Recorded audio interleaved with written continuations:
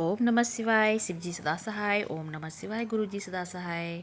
गुरु जी के चरणों में मेरा कोटि कोटि प्रणाम और सारे संगत जी को जय गुरु जी। ये मेरा संध्या बेले का शुक्राना सत्संग है और गुरु जी कहते हैं कि संध्या बेले का शुक्राना सत्संग शेयर करो, जिससे कि मैं तुम्हारी जितनी भी तकलीफ़ें हैं, परेशानियां हैं, वो सब मैं दूर कर देता हूँ। तो सत्संग जो सत्संग होता है ना, वो उसे सुनने में भी भला है, सत्संग करने में भी भला है।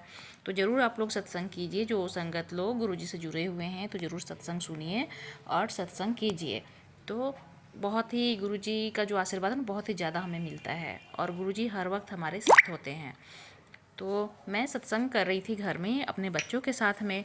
तो उस सत्संग में मैं सोच रही थी कि मैं सत्संग करूं, क्योंकि गुरुजी का आदेश हो रहा था और मैं सोचती कि मैं घर में कैसे करूं सत्संग। तो मुझे समझ में ही नहीं आ रहा था कैसे करना है। तो कितना बार मैंने वीडियो जब सुनती हूँ सत्संग वाली देखती हूँ यूट्यूब पर, तो मुझे पता चलता है कि सत्संग आप छोटे में ही कर सकते हैं। गुरुजी बोलते थे कि ज़्यादा कोई ज़रूरत नहीं है तुम्हें दिखाने की, बस घर में तुम कड़ा प्रसाद बना लो, चाय प्रसाद रखो, बिस्किट है तो बिस्किट रखो, पकौड़ा प्रसाद है तो वो बनाओ।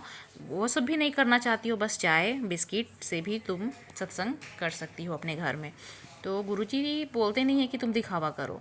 तो ये सब सोचकर मैं सोच रही थी कि जब गुरुजी का मतलब कि ये आदेश है, तो क्यों ना मैं अपने बच्चों के साथ में ही अपने घर में कड़ा प्रसाद बनाकर, चाय प्रसाद बनाकर मैं सत्संग कर लूँ। तो इस सोमवार को, पिछले सोमवार को मैंने सत्संग किया था।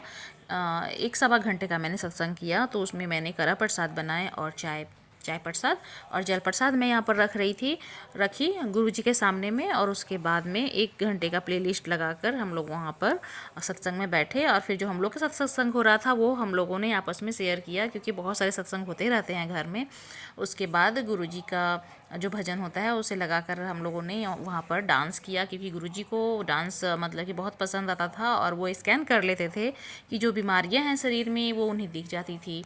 तो मैं, मेरे बच्चे लोग, सब लोग डांस कर रहे थे वहाँ पर। बहुत ही अच्छा लग रहा था, बहुत ही अच्छा लग रहा था। उसके बाद सत्संग हो गया 1 सवा घंटे का। उसके बाद जब मैं आरती नहीं की मैं आरती नहीं की थी, बस सत्संग होने के बाद में मैंने एक दीप जो होता है ना वो जलाई गुरुजी के पास में।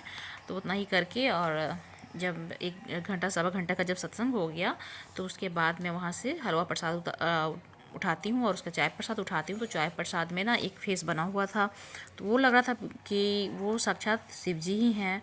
फिर देखती हूँ तो लगता है कि वो गुरु जी हैं, लेकिन उसमें एक स्वरूप बना हुआ था। वो देखकर बहुत ही अच्छा लग रहा था। फिर हम लोगों ने चाय प्रसाद लिया, और क्योंकि वो डिवाइन प्रसाद बन जाता है, बहुत ही फ़ायदा करता है, बहुत ही फ़ायदा होता है उसे पीकर। और हलवा प्रसाद को जब मैंने ढककर चढ़ाया था, जब उसके ढक्कन को मैं हटाती हूँ, प्लेट से ढकी हुई थी, प्लेट को हटाती हूँ तो उस पर एक ओम बना हुआ था, बहुत ही सुंदर। तो मेरे बच्चे देखते हैं, मैं देखती हूँ, मेरे हस्बैंड अंकल ऑफिस से आते तो उन्हें भी दिखाती हूँ। तो उसका मैंने पिक्चर क्लिक कर लिया था। तो बहुत ही मतलब कि स्वरूप जो बन गया ओम का, देख कर तो बहुत ही अच्छा लग रहा था। तो घर में सत्संग होता है तो घर में रौनक ही लग जाती है। तो बहुत ही अच्छा लगता है गुरु जी का सत्संग करना घर में, बहुत ही अच्छा लगता है।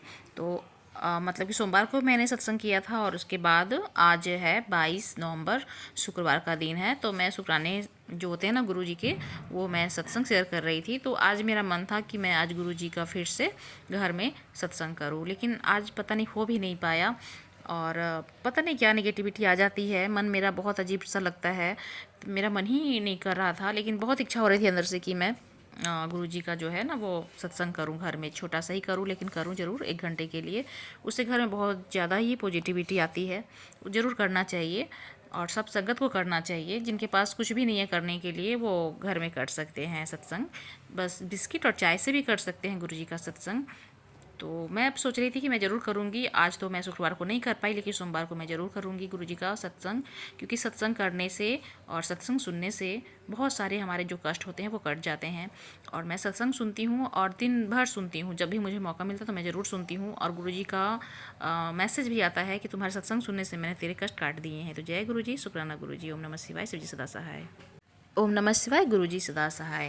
तो संगत जी, आप भी अगर अपना सत्संग शेयर करना चाहते हैं तो जो ये यहाँ पर नंबर जो दिख रहा है आपको, उस पर सत्संग शेयर कीजिए। आंटी जी बहुत ही अच्छी हैं, ये जल्दी से सबका सत्संग शेयर कर देती हैं। तो आप लोग भी इनके जो नंबर दिए हुआ है ना, उस पर आप ज़रूर सत्संग अपना भेज सकते हैं। अब मैं अपनी बानों की यहीं पर विराम देती हूँ। जय गुरु जी, शुक्राना गुरु जी।